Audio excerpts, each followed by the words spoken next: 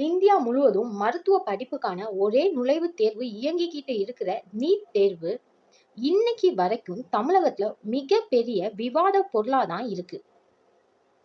ஒரு பக்கம் தகுதிக்கு நீட் தான் ஒரே வழின்னு சில பேர் சொன்னாலும், நீட் தேர்வு சமூக நீதிக்கும் ஏழை எளிய மாணவர்களுக்கும் எதிரானதுன்னு தமிழ்நாடு ஆரம்பத்துல இருந்தே சொல்லிட்டு வருது.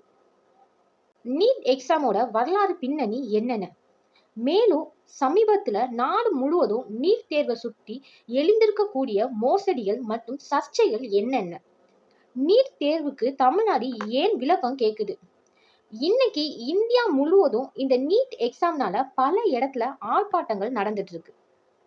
இத பத்தி இந்த வீடியோல பார்க்கலாம். 1984 எம்ஜிஆர் ஆட்சி காலத்துல TNBCEE என்ற நுழைவுத் தேர்வு அறிமுகப்படுத்தப்பட்டுச்சு. ஆனா இந்த நுழைவுத் தேர்வுகள் சிட்டில இருக்கிறவங்க மட்டும் கோச்சிங் சென்டர் போகக்கூடிய மாணவர்களுக்கு மட்டுமே சாதகமா இருக்கும்னு அப்பவே எதிர்ப்பு எழும்புச்சு. 2006 திமுக ஆட்சியில கல்வியாளர் ஆனந்தகிருஷ்ணன் கமிட்டி பரிந்துரையின்படி நுழைவுத் தேர்வு முழுமையாக ரத்து செய்யப்பட்டுச்சு. கிராமத்துல இருக்க மாணவர்களும் மருத்துவ படிப்பு படிக்கணும்னு 12ஆம் வகுப்பு பொது தேர்வு மதிப்பெண் அடிப்படையில 2006 பல கட்ட சட்ட போராட்டத்துக்கு பிறகு நாடு முழுவதும் நீட் தேர்வு கட்டாயமாக்கப்பட்டது. தமிழ்நாடு ஏன் நீட் தேர்வு வேணாம்னு சொல்றாங்க? இதுக்கு சில முக்கியமான காரணங்கள் இருக்கு. சமூக நீதி மற்றும் சம வாய்ப்பு. மாநில பாடத்திட்டத்துல படிக்கும் கிராமப்புற மாணவர்கள் லட்சக்கணக்கில் பணம் கொடுத்து கோச்சிங் சென்டருக்கு போக முடியாது. இந்த மாணவர்கள்னால இந்த எக்ஸாம்ல போட்டி போட கொஞ்சம் கஷ்டமா இருக்கும். மாநிலத்தில் உள்ள மருத்துவ கல்லூரிகள் அனைத்தும் அம்மாநில மக்களின் வரி பணத்துல கட்டப்பட்டது.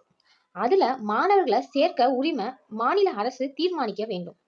அனிதால தொடங்கி பல மாணவர்கள் நீட் தேர்வின் பயத்தாலையும் தோல்வியினாலும் தங்களுடைய உயிரை அவங்களே எடுத்துக்கிறாங்க. இந்த சோகங்கள் தமிழ்நாட்டையே உலுக்கியது. நீட் தேர்வு வந்த பிறகு அரசு பள்ளி மற்றும் கிராமப்புற மாணவர்களின் சேர்க்கை பெரும் அளவில் குறைஞ்சதாக AK ராஜா கமிட்டி அறிக்கை ஒண்ணு சுட்டிக்காட்டியது. சரி, நீட் தேர்வு தகுதியான மாணவர்களை தேர்ந்தெடுக்குதுன்னு சொல்றாங்க. இப்போ அந்த தேர்வு சரியாதான் நடக்குதான்னு கேட்டா அங்கதான் மிகப்பெரிய கேள்விக்குறி வருது. சமீப காலமாக நாடு முழுவதும் நீட் தேர்வை சுற்றி அடுத்தடுத்து பல அதிர்ச்சிகரமான புகார்களும் சர்ச்சைகளும் வெளிவந்துகிட்டே இருக்கு.